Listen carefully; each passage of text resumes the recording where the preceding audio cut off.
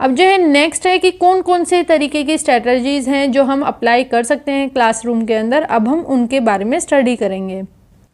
First one is stimulation. Stimulation strategy जो है teaching की, वो किस तरीके से हमें हेल्प देगी, किस तरीके से हम उसको क्लासरूम के अंदर परफॉर्म करेंगे और उससे क्या क्या हम कर पाएंगे, क्या क्या हमारा गोल अचीव हो पाएगा, ये सब चीज़ें अब हम इनके बारे में पढ़ेंगे।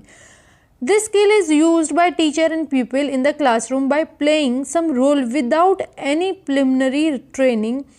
यानी कि हम कोई ऐसा रोल प्ले करेंगे या फिर जो टीचर होगा वो भी इन्वॉल्व होगा और प्यूपिल स्टूडेंट होगा वो भी इन्वॉल्व होगा, लेकिन हम इसके लिए कोई पहले से ही कोई ट्रेनिंग या रिहर्सल वगैरह कुछ भी नहीं करेंगे।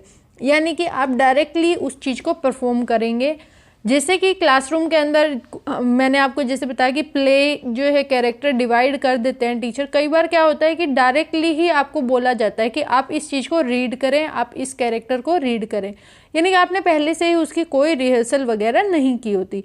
So it can be safely concluded that stimulation is a form of role playing wherein pupil teacher display his skills simultaneously। यानी कि एक लाइन आपको बोली जाएगी कि आप बोलो इस कैरेक्टर का, दूसरा बोला जाएगा कि टीचर मैं खुद बोलूँगी इस चीज़ को, थर्ड अगर बहुत सारे कैरेक्टर है, यानी कि इस प्रकार से हम कैरेक्टर्स को डिवाइड करेंगे कि टीचर भी उसके अंदर इन्वॉल्व रहेगा। Stimulation in teaching has recently entered in the field of education। Stimulation जो है अभी रिसेंटली आया है हमारी एजुकेशन फील्ड के अंदर। इसका जो यूज़ है अलग अलग लेवल पर किया जाता है इंस्ट्रक्शन देने के लिए। जो टीचर होता है वो ट्रेंड होता है practically and also imparted theoretical learning. यानी कि टीचर हमें दोनों चीज़ें प्रोवाइड कराएगा, प्रैक्टिकल लर्निंग भी और थ्योरेटिकल लर्निंग भी। एक प्ले हम जब क्लासरूम के अंदर रीड कर रहे हैं तो वो हम प्रैक्टिकली भी कर रहे हैं उसको और कुछ उससे सीख भी रहे हैं, यानी कि दोनों चीज़ें ही हम जो टीचर है हमें सिखा पाएगा।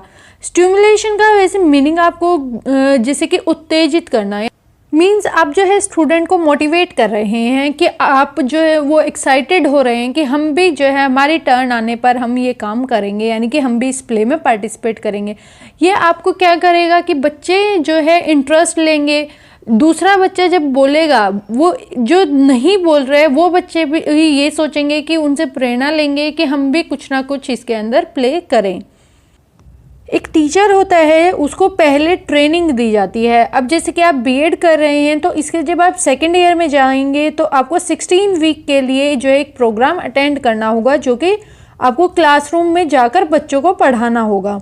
यानी कि आपको पहले से एक प्रैक्टिस कराई जाएगी ताकि आप जो है अच्छे से जब आप एक्चुअल में जो टीचर बनेंगे तो आप अच्छे से सब कुछ हैंडल कर पाएँ।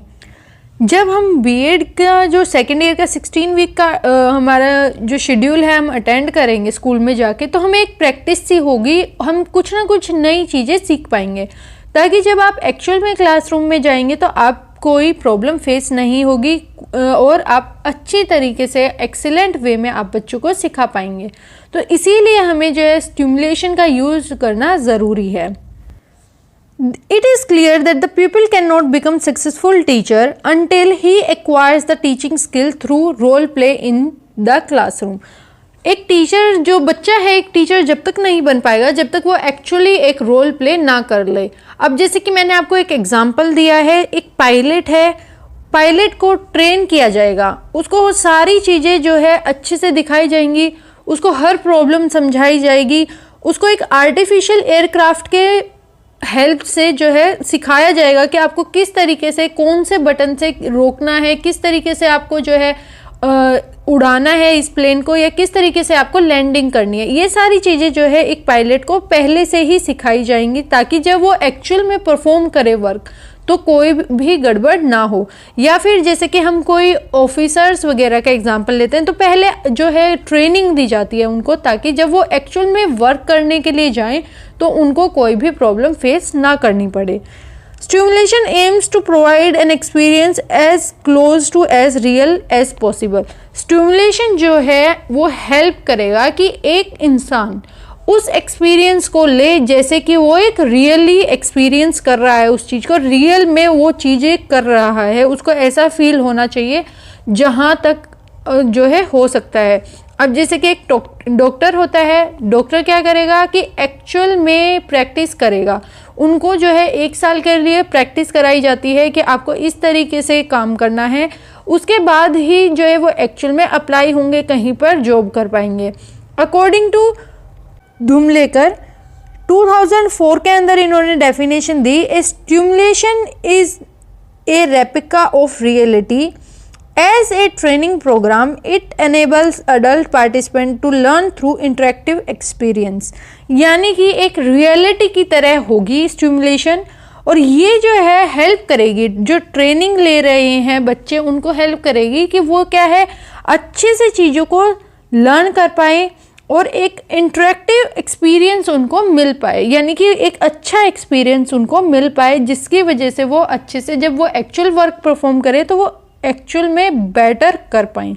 यानी कि एक टीचर बनने से पहले आपको इसीलिए 16 वीक के लिए एक जो है हमारी क्लासरूम दी जाती है कि हमें इसको पढ़ाना है, इस तरीके से पढ़ाना है, जबकि आपको क्या है रियलिटी में आपको वो चीज़ें नहीं कराई जा रही हैं, लेकिन आप स्कूल में जाकर पढ़ा पा रहे हैं बच्चों को।